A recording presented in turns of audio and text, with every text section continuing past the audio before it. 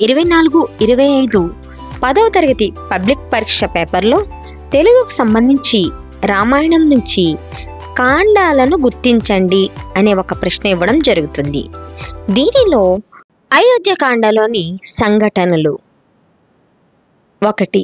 దశరథుడు మంత్రులతో ఆలోచించి శ్రీరాముని యువరాజు చేయడానికి నిశ్చయించుకున్నాడు.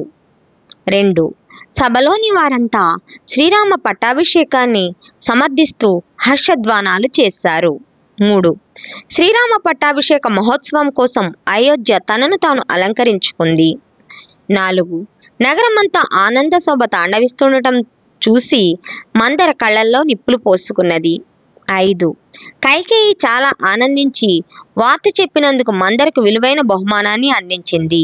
6. భరతునికి రాజ్యాధికారం దక్కేటట్లు, రాముడు అడవుల పాలయ్యేటట్లు చూడమని మందర కైకేయికి దుద్బోధ చేసింది. 7. భరతునికి పట్టాభిషేకం జరగాలని, రాముడు 14 సంవత్సరాలు వనవాసానికి వెళ్లాలని కైకేయి దశరథుడిని కోరింది. 8. కైకేయి తాను కోరిన 2 వరాలను గురించి రాముడితో చెప్పింది. 9. తన పినతల్లి ఆదేశాన్ని తన తండ్రి ఆదేశంగా భావించి రాముడు దండకారణ్యానికి బయలుదేరడానికి సిద్ధపడ్డాడు. 10.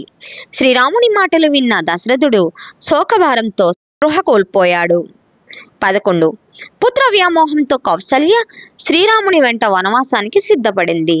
12. కైకేయి స్వయంగా తెచ్చి ఇచ్చిన నారచీరలను శ్రీరామ లక్ష్మణులు ధరించారు. 13. మంగళవాద్య ఘోషతో మార్మోగవలసిన అయోధ్య ఆర్తనాదాలతో నిండిపోయింది. 14. శ్రీరాముడు వచ్చాడన్న వార్తను విని తన వారితో శ్రీరాముని దగ్గరకు బయలుదేరాడు గుహుడు. 15. భరద్వాజ మహర్షి సూచన మేరకు యమునా నది దాటి చిత్రకూటం చేరుకున్నారు సీతారామ లక్ష్మణులు. 16. దశరథుడు సుమంత్రుని ద్వారా రాముడి విషయాలను తెలుసుకున్నాడు. 17. రాముని ఎడబాటును తట్టుకోలేక దశరథుడు ప్రాణాలను విడిచాడు. 18. దశరథుని దేహాన్ని ఒక తైలద్రోణిలో భద్రపరిచారు. 19.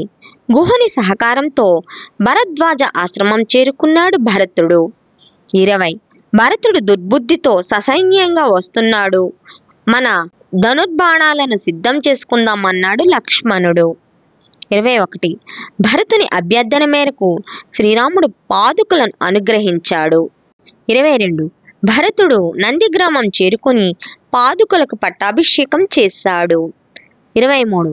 శ్రీరాముడు సీతాలక్ష్మణ సమేతంగా అత్రి మహర్షి ఆశ్రమానికి వెళ్ళాడు. 24. మునీశ్వర్ల ఆశీస్సులను తీసుకుని సీతారామ లక్ష్మణులు దండకారణ్యంలో ప్రవేశించారు. ఇవి అయోధ్యకాండంలో ఉన్నటువంటి సంఘటనలు.